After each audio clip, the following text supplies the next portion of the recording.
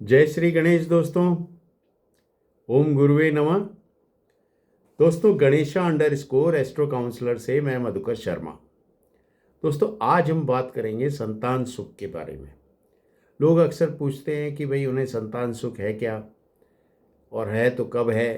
तो वैसे तो दोस्तों क्या है कि जातक की स्वयं की जन्म कुंडली इसमें ज़्यादा योगदान देती, पर और इसके अलावा भी कई फैक्टर्स होते हैं। परंतु इसके अलावा फैक्टर्स तो बहुत होते हैं, परंतु जन्म कुंडली में संतान सुख देखने के लिए कुछ जनरल बातें हुई होती हैं जिन्हें ज्योतिष में बताया गया है। तो दोस्तों, संतान के लिए हम जन्म कुंडली के पंचम भाव को देखते हैं। पंचम भाव, इसे ज्योतिष में संतान का भाव भी कहा गया है। तो और संतान के कारक गुरुदेव बताए गए हैं, तो इन दोनों को देखा जाता है। कुछ बातें जो संतान सुख के लिए जन्म कुंडली में देखी जाती हैं वो कुछ इस प्रकार हैं दोस्तों कि यदि पंचम भाव अर्थात संतान भाव में शुभ ग्रह हों या फिर पंचम भाव पर जो है शुभ ग्रहों की दृष्टि हो तो जातक को संतान प्राप्ति में सुख प्रदान करते हैं, तो संतान के लिए लाभ हो सकता है। इसके अलावा पंचम भाव का स्वामी बली हो, पंचम भाव अर्थात संतान का भाव जो है उसके स्वामी ग्रह जो हैं वो शुभ ग्रह हों और वे त्रिकोण स्थान में पंचम नवम या लाभ भाव में अर्थात 11वें भाव में बैठे हों या द्वितीय भाव में कुटुंब भाव में बैठे हों, या फिर पंचम भाव के स्वामी जो हैं वो है पंचमेश जो है उनकी शुभ ग्रहों से दृष्टि युति संबंध हो रहा हो, तो जातक संतान का सुख पाता है। अब संतान के कारक गुरुदेव जो हैं उनका भी शुभ स्थान के स्वामी होकर के यदि शुभ स्थान में हों बैठे हों तो भी जो है संतान का सुख प्राप्त होता है। परंतु यदि पंचम भाव या पंचम भाव के स्वामी अर्थात पंचमेश और गुरुदेव यानी ग्रह गुरु ग्रह यदि पाप प्रभाव में हो, यानी कि पापी ग्रहों जैसे कि शनि राहु आदि से दृष्टि युति संबंध हो रहा हो, तो जातक संतान सुख में थोड़ी कमी देखी जा सकती है।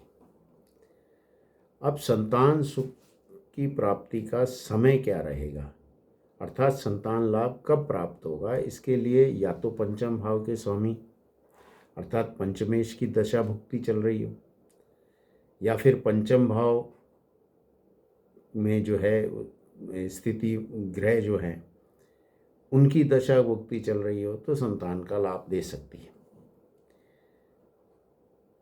इसके अलावा क्या है कि फिर जो है पंचम भाव को दृष्टि डालने वाले ग्रह या पंचमेश जिस भाव में बैठा है उस भाव के स्वामी की दशा भुक्ति हो तो भी संतान प्राप्ति का समय जाने।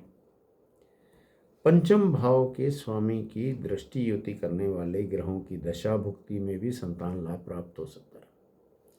इसके अलावा गुरुदेव जो हैं वो स्वयं अपनी दशा भुक्ति में संतान लाभ दे सकते हैं। अब संतान प्राप्ति में जो है गोचर का योगदान भी रहता है। तो दोस्तों, जिस ग्रह की दशा चल रही है उससे पंचम स्थान में बैठे हुए ग्रह संतान सुख दे सकते हैं।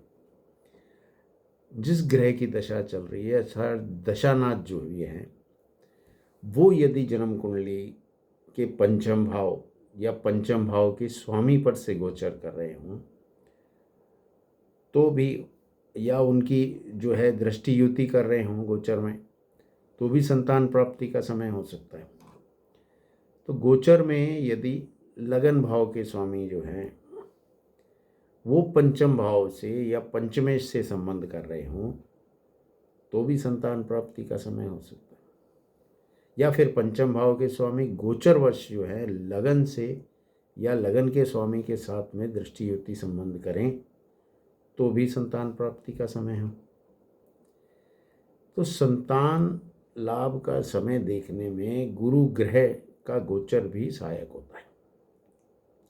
गुरु ग्रह जो हैं जो स्वयं संतान के कारक हैं उनको गोचर में दृष्टि युति संबंध यदि लगन से लगन के स्वामी अर्थात लग्नेश से, या पंचम भाव के स्वामी अर्थात पंचमेश से हो रहा हो तो भी संतान प्राप्ति का समय जाना जा सकता है।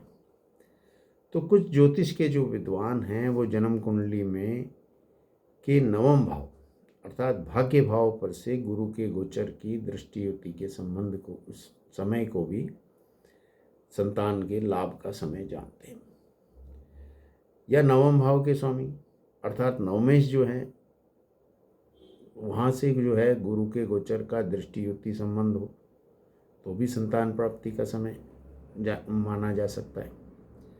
इसके अलावा क्या है कि गोचर के गुरु यदि जन्म समय के गुरु मतलब जन्म समय में जो कुंडली में गुरु बैठे हुए थे उनके ऊपर से गोचर कर रहे हो उस समय, तो गोचर के जो गुरु गोचर कर रहे हो अर्थात उस गोचर के गुरु का दृष्टि युति संबंध वहाँ से हो रहा हो तो भी संतान लाभ का समय है। इसके अलावा और भी फैक्टर्स हैं जो कि संतान सुख के लिए देखे जा सकते हैं, परंतु इस वीडियो में इतना ही। और वीडियो पसंद आया हो तो लाइक, सब्सक्राइब और शेयर करें। साथ ही बेल आइकन भी दबा दें ताकि आने वाले वीडियोस की नोटिफिकेशन आपको मिलती रहे। नमस्कार।